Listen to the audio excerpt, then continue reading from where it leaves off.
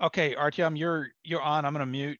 You can start whenever you want. I think you'll get a few more people trickling in as however you want to proceed. Sure. Yeah.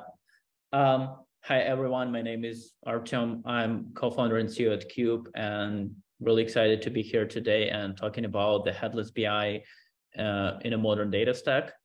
I know it's the last talk of the conference, so I'll try to keep it short. And it's an afternoon in many places already, even here in California. So I guess we all deserve the beer.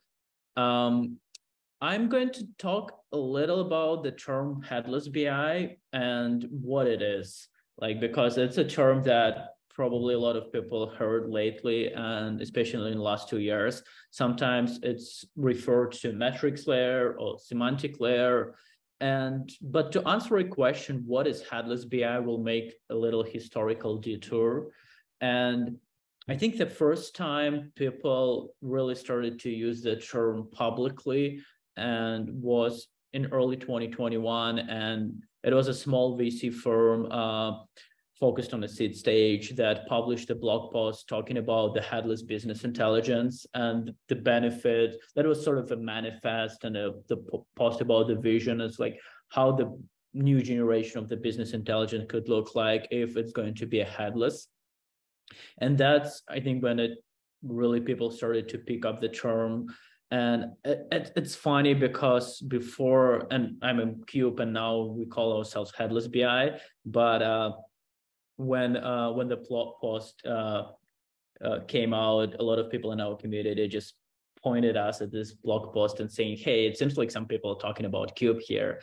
And eventually, we embraced the term to call ourselves like this. But that was a really sort of a funny experience back then. But that's how it started. The problem this blog post is talking about is the reason why we need a headless BI is that we have more of a data application nowadays than we used to have before. And we have more data consumers to consume that application. And we obviously have more data.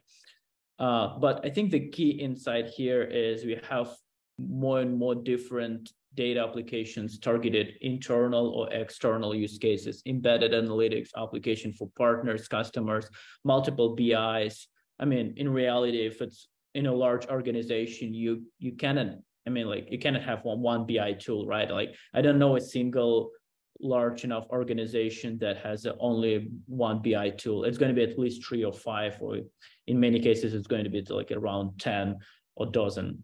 So the problem here is that once we have so many different ways to visualize and present data, is we're most likely going to have some duplication of the logic in some of these places, like a data model, access control, security,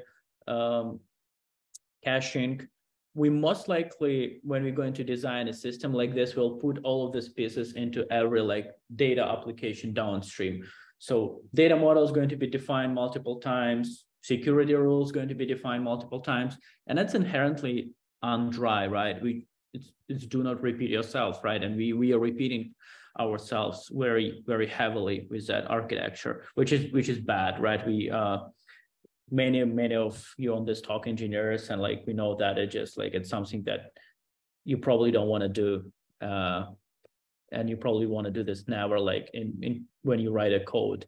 So, and the way to solve that when we write in a code is usually to extract the common logic into some sort of a reusable component, right? And then use things like inheritance or composition to reuse that common logic in a different places.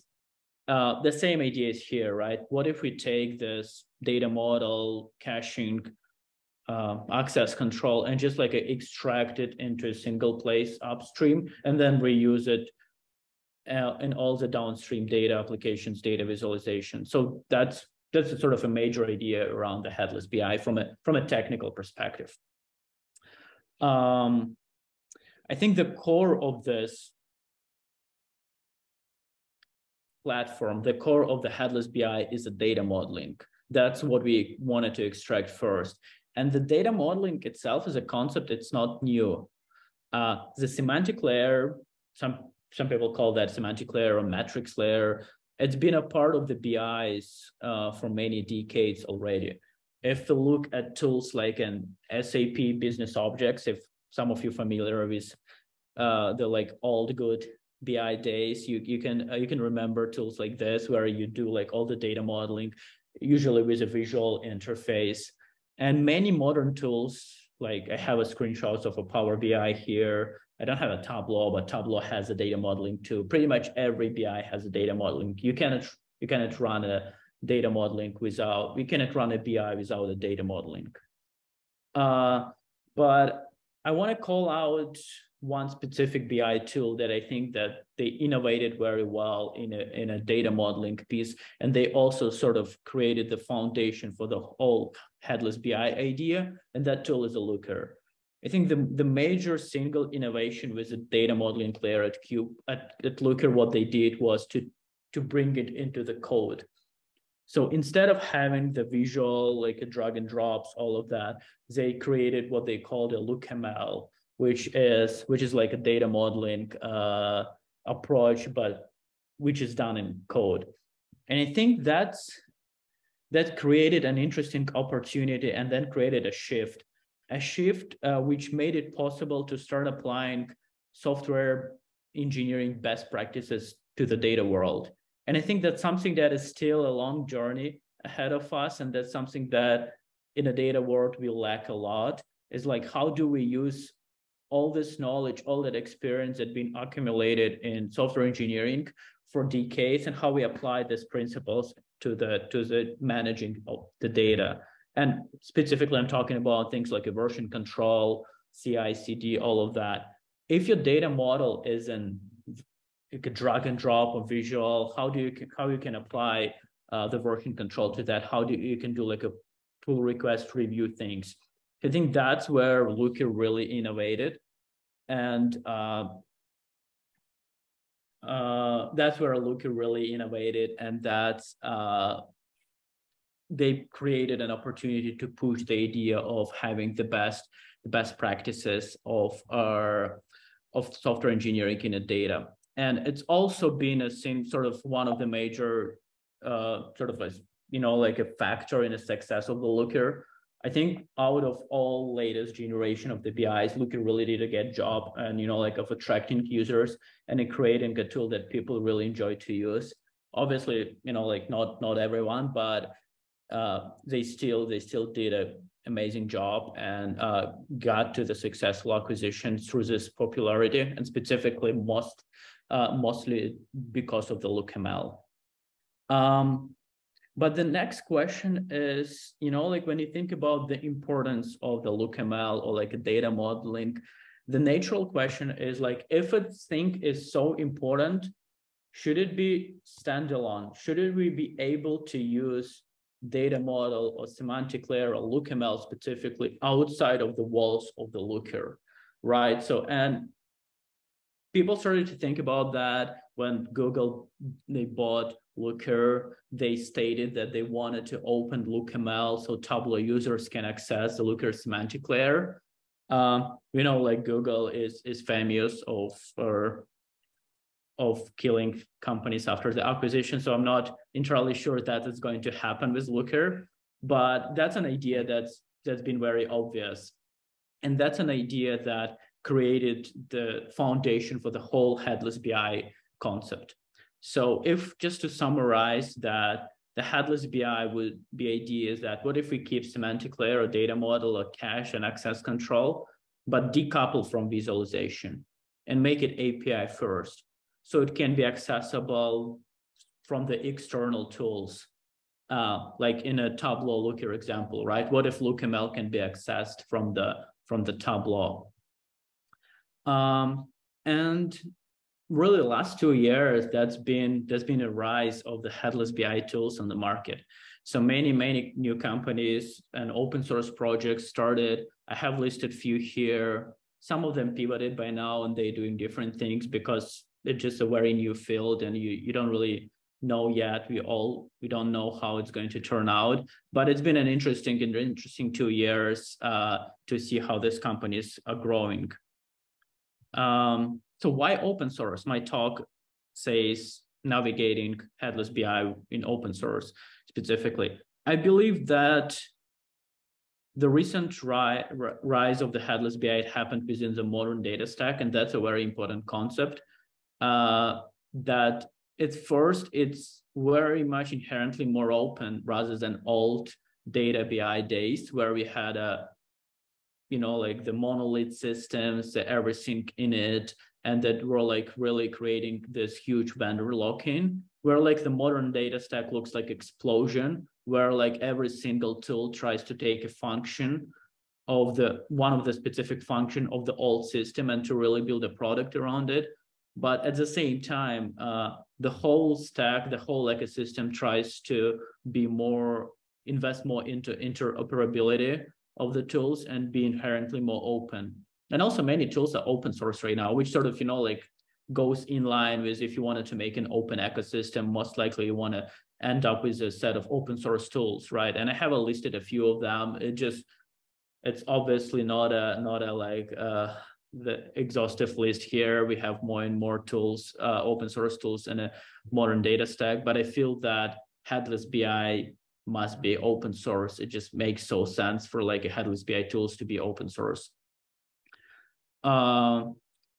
So the way it fits into the modern data stack, it's the tool, the category of the tools, they're supposed to sit on top of the data warehouse, but between the BIs and between the different consumption level.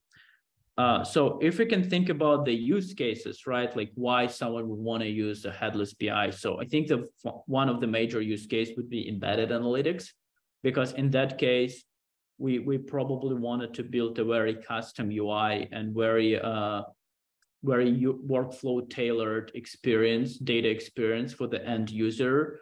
And then we would need some sort of the API layers that, like we can read data from. So that would be one of the major use cases for the Headless BI. Other use cases would be to just have multiple BI or dashboarding tools. So, like the team can be on the same page.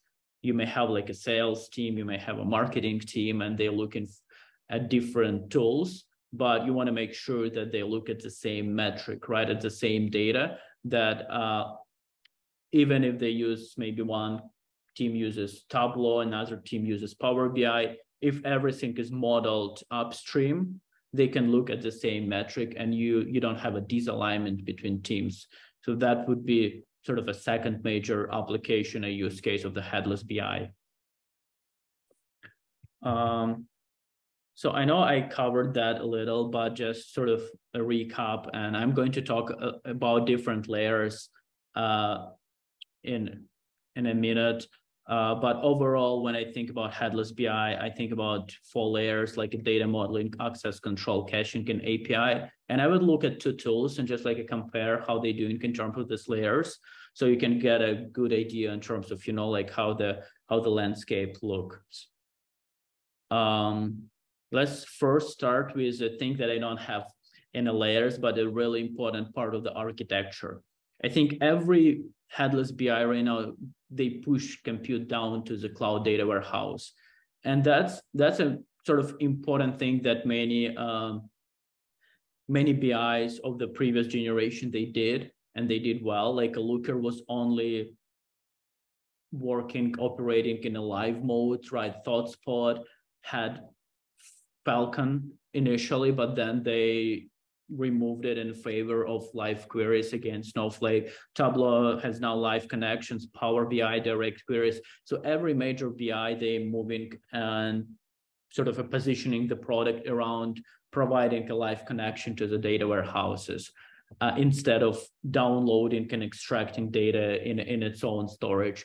And all the new generation of Headless BI, they do the live queries, they do direct queries, and they push all compute down to the data warehouse because it makes so much sense. Speaking of the picking up the core components of the Headless BI, and I will look at Cube here and Metric Flow, which is another open source Headless BI. So I think the data model, which is done in code, it's a foundation. Looker obviously inspired many of the tools here, and the concepts are pretty much the same. As you can see here, I have like a comparison between two definitions done in Cube and a metric flow. You usually have always some concept, which is either data source, Cube. In Looker, it's called a view, which is sort of a major entity. And then inside that entity, you may have measures, you may have dimensions, and then you can also have, sometimes dimensions can be called identifiers, right, in case of the metric flow. And then you can define joins between these two entities. You can say like, I have a user's cube. It could has many orders, or like one to many to orders relationship, and so on, so on. So the data model in code is the first major piece. And I wanted to sort of emphasize here again, I feel all the vendors, all the projects that are doing this, they really wanted to push towards applying software engineering practices to managing data, and having data model in code makes so much sense. When you make a change, you can do like a pull request, you can review, you can make it part of your CI/CD. So that's really like all the modern Headless BI metrics layer solutions. They really push the idea of having the data model piece as in code.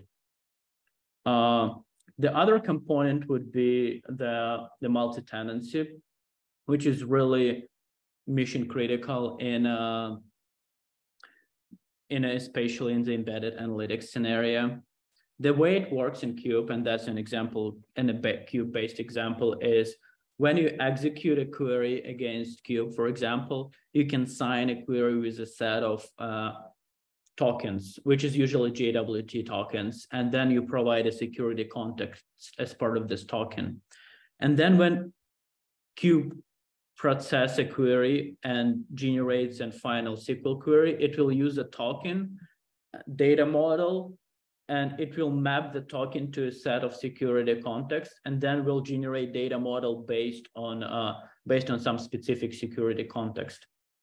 This essentially enables you to have a different versions of a data model for different customers or for different tenants, right? Which is really extremely useful in multi-tenant environment, especially in embedded analytics, right? You may have different customers with different roles, and first of all, you only want them to access only their data, but then sometimes different roles may access different metrics. So you wanted to branch out your data model as well. So that's extremely helpful in especially in embedded analytics scenarios, but also in a more like internal dashboarding case, where you may have like a PII data or like some sensitive data that can be openly accessed by executive team or like some specific finance group inside the organization. And then you can leverage multi-tenancy to sort of control upstream and mask some fields, or like implement column level security or row level security, just to make sure that sensitive data cannot be accessed. We cannot have unauthorized access to the sensitive data. The caching is the other very common thing that we will see in every modern Headless BI solution, and Cube calls it pre-aggregations, Metric Flow calls it materialization. Idea is to build an aggregation layer based on some part of the data model. So what if we take measures, what if we take dimensions and roll up them together in an aggregate table, and then maintain that aggregate table. And then when a query comes in, we can route that query to the aggregate table that can satisfy the query. Sometimes that technique called aggregate awareness. So I have a schema here that sort of illustrates that. So we may have a source data, and then we may have like several aggregation tables.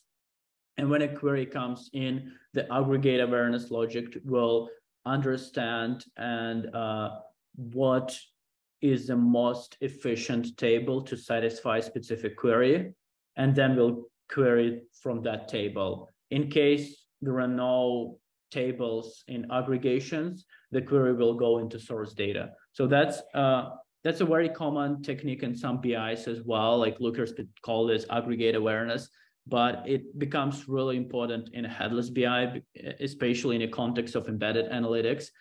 Again, if you're running maybe on top of ClickHouse, you don't need much of a cache because it's fast. But then if you're leveraging Snowflake as your data source and you wanted to build embedded analytics solutions on top of Snowflake, you probably want to cache a lot of things, and same for the BigQuery and Redshift. So the importance of a caching really becomes critical in the embedded analytics use cases. And I'll talk a little about a consumption level. There are different approaches on the market right now, and one approach is to build the native connectors, which is always great. Another approach would be to have some sort of query language. The approach that Cube takes, for example, is Cube pretends to be a SQL database that you can query with an ANSI SQL, and then Cube will use a data model to construct a query and to send it back to your BI tool. So for example, if you would connect from a Tableau to Cube, you would be able to execute a SQL query from Tableau and then just get the data back. I think the trickiest part here, measures, because the measures are already being aggregated as part of your data model. In that case, the way the Cube solves it, for example, first we introduce a function that called the measure, so you can sort of use it as a wildcard for any measure that you wanna to query, but you also can do like a count for measure type of a count. You can use aggregation function sum for the measure type of the sum. So because many BI tools they generate the BI for you when you do a drag and drop. In that case, Cube, for example, specifically tries to understand every generated SQL of the Tableau and kind of, like making sure that it supports it. But that's only one piece of that. The SQL API is helpful when you wanted to connect from your different BI tools. But what about embedded analytics or like application, right? That's where like a REST API and GraphQL API would really help. Having the like API layers that like other applications can query could be very useful. And for Cube specifically, we provide a GraphQL and REST API, and then it can be used with embedded analytics application with tools like a React or Angular that developers, front-end engineers can query. And that's it. I promised to keep it short, and I think it was like almost 25 minutes. I think we have like a 10-15 minutes for questions, and then we can wrap it up. Again, it's great.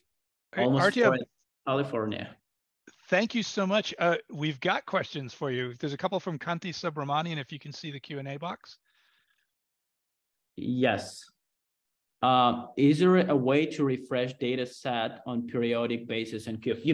If you mean cache, because unless you use cache, you don't need to refresh anything, right? Because the compute is being pushed down to the data warehouse, as I mentioned. So you running live queries in a warehouse. But in case you use Cube caching, aggregate awareness, yes, you can refresh it on periodic basis. You can either do a cron base or you can use Airflow to trigger the refresh.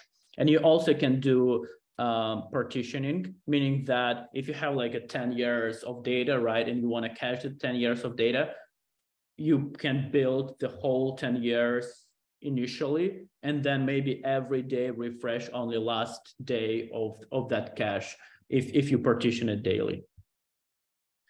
Okay, I answered that live. Is there something similar to certified Power BI data sets in Cube? I'm not very familiar with certified Power BI data sets, so I would need some help just to get a little bit more context of what is that. Hey, Kanti, I just unmuted you, so you can go ahead and talk if you want to expand on that? Sure. Sorry, I don't have my headphone. Can you guys hear me? Yes. Yes. It's more like versioning. It's more like adding a Git version to your models. Yeah. So yeah, so that you can stamp that model set that it's ready for production. Right. Yeah, I think because data model in Cube and some other headless BI solutions, it's an inherently code, right? So you can use all the workflow that you would have with a code base. So for example, you can have a main branch with your production data model running in a server and a production deployment. And then if you wanted to change the data model, you can branch out. You can sort of, like create a different data model, apply changes to that, and then you can push that data model, for example, to your staging server. And then you can run all the tests. You can do, like a human QA if needed.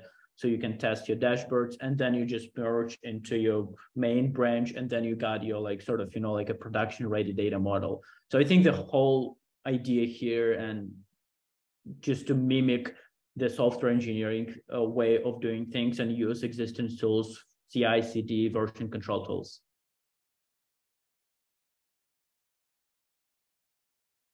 Okay, I answered that. I have one question in chat. I try to understand how I can access. Okay, it was from you, Robert. Yes, yeah, just acknowledgement. Yeah, any other questions that folks have? I did have one kind of general, because your project is pretty popular out on GitHub. It's got like 14,000 stars. What kind of applications do you typically see people using it for? Are there classes of apps where this approach is particularly successful? Yeah, and I called it out right initially, embedded analytics. I would say that's the most popular use case, especially if you run on top of Snowflake, Databricks, BigQuery, Redshift. So, like classic data warehouses. That's a sort of the most common stack we have. You may build, like software as a service application, and you need to display some dashboarding, reporting, insight features to your customers inside your product, and then you want to leverage data in a Snowflake. So that would be where, like typical example of the applications built on top of Cube. It also could be internal, like, you're building a custom application maybe to manage the warehouse or factory line, all of that. That's going to have analytics, and you want to run, say, on Databricks. So in that case, you would run Cube on top of Databricks and expose API to build that. And then maybe final use case is more like internal.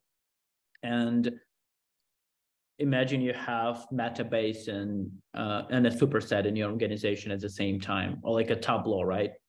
And you want to make sure that the data is being governed upstream, like a data model, including caching, access control, all of this, and you wanted to govern that in a code, right, not visually. So you can extract that like data modeling governance piece into Cube, and then Cube, these tools, they will connect to Cube, and then customers, like users, internal users, they will still access data through the Tableau, right, like through the superset, but all the data modeling will happen upstream in Cube. That's, I think, the major use cases that how people are using Cube right now. Great, thank you very much. Any other questions from the crowd? This is our final talk, so this is your last chance to increase your knowledge of the data stack now that we have Artyom. Okay, it sounds like it's Miller time. Artyom, thank you so much for doing this talk. Really appreciate it, and really well organized and insightful. So awesome. Thanks a bunch. Today. Yep. And talk to you later, everybody. I'm going to go ahead and close the talk. Bye-bye.